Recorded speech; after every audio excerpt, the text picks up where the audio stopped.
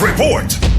Ipatuman niya sa bagong administrasyon sa kagamanan sa Dakpan sa Sugbo ang gitawag og Sleepless Cebu City Hall. Dito sa kini ka programa nga magtugot sa mga trabahante nga magaproseso sa ilang mga dokumento bisan pa sa panahon sa kagabion. Mato ni Cebu City Mayor-elect Nestor Archival. Ang maong ideya, resulta kini sa ilaw usab nga pagtuki sa daghan nga mga empleyado nga way igong panahon kun adlawan aron nga maproseso ang ilang mga dokumento. Gidugang na Archival, daghan usab nga mga trabahante ang mapugos na lang pagkuha og leave sa ilang mga gitrabahoan. Samtang ang maong konsepto matod pa niya, mismong si Vice Mayor-elect Tomas Osmeña mao nagsugyo tini din usa kini nga iya usab nga gipaluyuhan pag-ayo. Samtang gidugang sa pagpasabot sa napili nga mayor nga ang maong isyu gikan kini sa mga empleyado sa BPO din anaa sa kapin kun mukuang 200,000 ka mga individual. Din nga mo kini naghatag usab og dakong kontribusyon sa ekonomiya sa Dakbayan sa Sugbo nga kapin sa 50%. Dugang nga nasayran ako galing ang mga programa mahanay na kini ilabi na mga adjustment mahimo na usab kini nila nga isugyod sa mga nasyonal nga mga ahensya ug aron sundon usab ang konsepto kabahin sa ilang long-term nga mga panglantaw.